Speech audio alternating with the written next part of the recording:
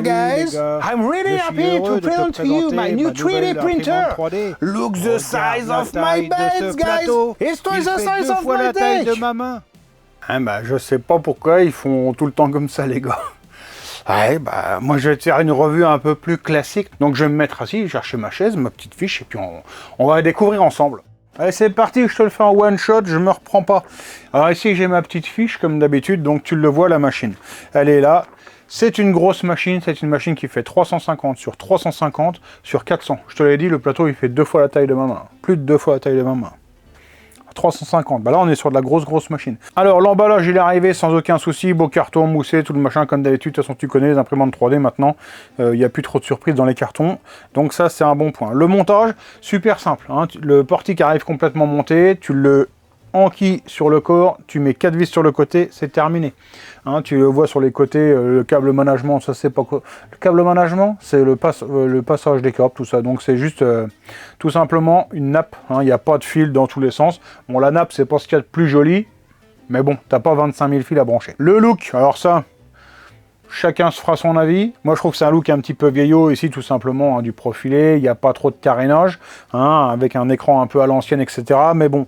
Je trouve que dans l'ensemble, ça fait quand même une machine qui est propre. Il n'y en a pas partout, c'est ça que je vois. L'encombrement, donc pour une machine de ce volume-là, bizarrement, ça va. C'est dommage que l'écran soit ici sur le côté. S'il avait été devant, bah, ça prenait encore moins de place. La tension des courroies, donc ça, c'est ce qui se fait en fait comme chez Creality. Tu le vois hein, avec les petits tendeurs à la main, donc ça, c'est top. Le nivellement du plateau. Alors le nivellement du plateau, tout simplement, bah, c'est top parce que tu as un bel touch en fait, hein, c'est-à-dire une palpation du plateau en 16 points il me semble, si je ne raconte pas de bêtises, donc franchement c'est nickel. Pour ta première couche, bah, elle est toujours propre. La qualité du plateau, bon bah c'est un plateau en verre, hein. Moi ça va bien. Sur une grosse pièce comme ça, j'ai quand même un petit peu laqué quand même avant. Normalement, ça se fait pas, mais j'avais peur d'avoir un peu de wrapping. Tu sais que la pièce, elle se relève sur les côtés. Donc, ça m'arrive. Hein. Sinon, tu le nettoies tout simplement avec de l'eau savonneuse, hein, du liquide vaisselle, bien chaude. Tu l'essuies et tu le laisses sécher et ça tient super bien. La facilité de chargement du filament. Donc là, ça va bien. Forcément, c'est un extrudeur en direct drive. Donc, ça veut dire que le filament, il est pris direct dedans. Tu vois, tu tires sur le levier, tu changes le filament et donc, ça va vraiment bien. Et enfin, le bruit. Bon, les déplacements sont un peu souples, par contre les ventilateurs, ils sont quand même assez bruyants.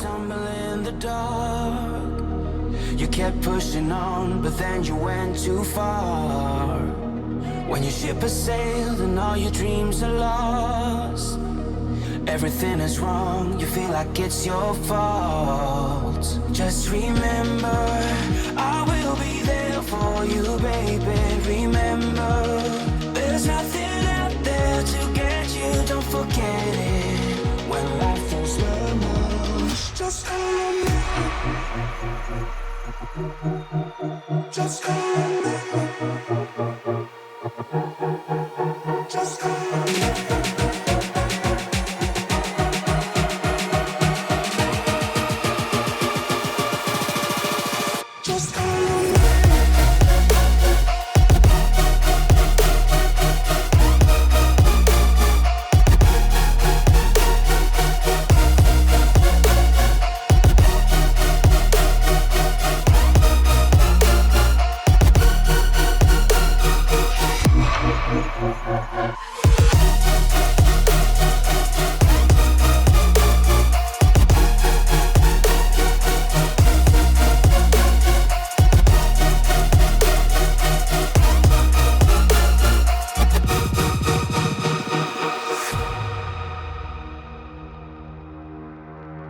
You're stronger now than you ever been.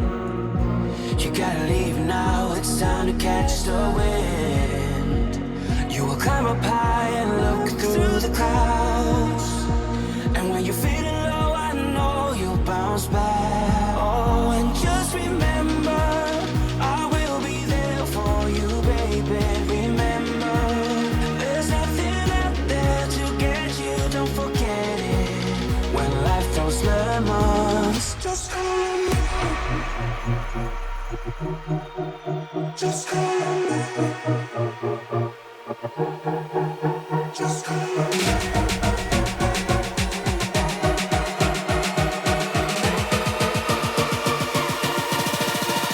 Just call me.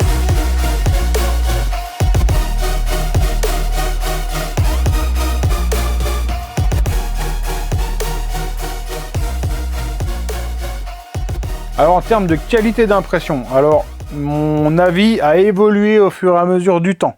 Je t'explique, c'est que j'ai fait énormément de tests de Benchy qui étaient pas beaux. On voyait un crantage sur le côté. Donc, en tout ce qui est mécanique, roulette, les vis en fait de réglage du Z, etc. J'y ai travaillé énormément là-dessus. Ça n'a rien amélioré. Hein. Donc j'y ai passé énormément de temps. J'arrivais pas à avoir un beau print, notamment en fait sur les parois. Les parois, elles faisaient des petits crans comme ça, des petites vaguelettes. Je pensais à des tensions de courroie, j'ai essayé plus moins tendu, j'ai essayé, enfin bref, j'ai tout essayé, j'arrivais pas à améliorer le truc. Visiblement, c'est une machine pour avoir une qualité d'impression meilleure qui demande à tourner en température de filament un peu plus chaud. Ça m'étonne, parce que normalement sur un direct drive, justement, tu peux te permettre d'être un peu plus bas. Normalement, les Benchy, là, quand je fais mes tests, pour être propre, pour vraiment qu'ils soient beaux, je parle pas solide, mais beaux, je les sors à 190 degrés. Là au début j'étais à 190, c'était moche, j'ai descendu 180, c'était toujours aussi moche.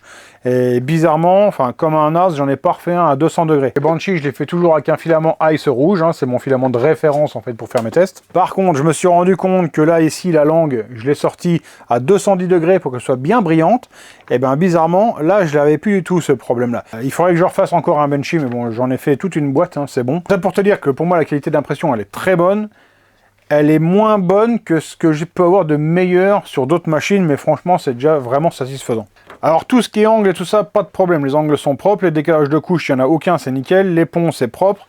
Du ghosting, il y en a un petit peu. Le ghosting, en fait, c'est un phénomène qu'il y a après un angle où tu vois un peu une image fantôme, comme ça, tu vois. Donc ça, il y en a un petit peu. Du cheveu d'ange, il n'y en a pas. Pour le TPU, ça marche super bien. Donc pour avoir des parois lisses, là, je lui ai enlevé quand même un point parce que les parois sont quand même moins jolies que ce qu'on peut faire de mieux sur une autre machine. En vitesse d'impression, je lui ai aussi enlevé un point parce que là, c'est un direct drive, tu vois. Et avec des moteurs qui sont pas forcément super puissants, donc tu peux pas atteindre des vitesses de malade. Mais, je veux dire, c'est quand même... attention, hein, la machine, elle va quand même. Hein, ici, le noir, là, c'est imprimé à 100 mm/s, donc je veux dire... ça fonctionne quand même. Et le prix, là, elle a une note maximale. D'ailleurs, j'ai plus le prix, je te le mets ici parce que je vais le regarder quand je vais faire le montage de la vidéo. Le prix est là.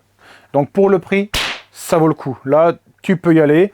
Et donc, c'est une machine qui a chez moi une note de 16,09 sur 20. Donc, c'est une très très bonne machine. Alors là, je vais te faire passer quelques images. Alors après, c'est sur du filament silk. Hein. Alors là, forcément, c'est fait exprès pour faire ressortir les défauts. Enfin, c'est pas fait pour ça, mais là-dessus, les défauts, on les voit très bien. Donc on voit toujours un petit peu de peau d'orange comme ça sur les prints et on voit un petit peu de ghosting, c'est le seul entre guillemets défaut d'impression. Tu vois, je me suis amusé à faire ce gros machin. Le orange est pas beau, mais il était pas beau déjà sorti du carton. Hein, c'est des trucs que j'ai acheté, du filament neuf que j'ai acheté, ça et ça, parce que mine de rien, il y en a du consommé là. Hein. Mais c'est pas un filament qui était super opaque, donc forcément tu vois, on voit un peu à l'intérieur, c'est pas très très beau. Bon, le rouge, lui, on va dire qu'il est quand même propre. Je pense que j'ai pas besoin d'en rajouter. Franchement, c'est une très bonne machine. Tu peux y aller. Hein. C'est Sovol, c'est une marque qui est reconnue dans l'impression 3D. Notamment, si tu veux faire en fait du filament flexible, c'est vraiment la machine qu'il va te falloir parce que le direct drive va t'aider. Alors après, je reviens sur mon petit défaut ici, hein, comme je te le dis, de paroi qui est pas super lisse. Après, c'est peut-être un peu plus loin qu'il faut aller pousser. Sur des tensions de driver ou des machins comme ça, moi sache que quand je teste une machine, je vais pas jusque là. En fait, je fais tout ce qui est mécanique, tout ce que n'importe qui peut faire facilement avec 2-3, on va dire, idées mécaniques. Tu vois, desserrer une roulette ou la resserrer, enlever ou remettre du jeu. Voilà, des trucs tout basiques. Après, s'il faut commencer à aller tripoter dans une carte mère, ça, c'est pas sur ma chaîne que tu vas, où on va faire le point là-dessus. Tout simplement parce que 95% des utilisateurs ne vont pas aller bricoler dans une carte mère, changer de driver, ajuster des valeurs de référence, etc. Par ailleurs, je vous invite à vous abonner à la chaîne. Hein. Ça, c'est une machine que je ne peux pas offrir tout simplement parce que j'ai pas le carton, donc je peux pas l'envoyer.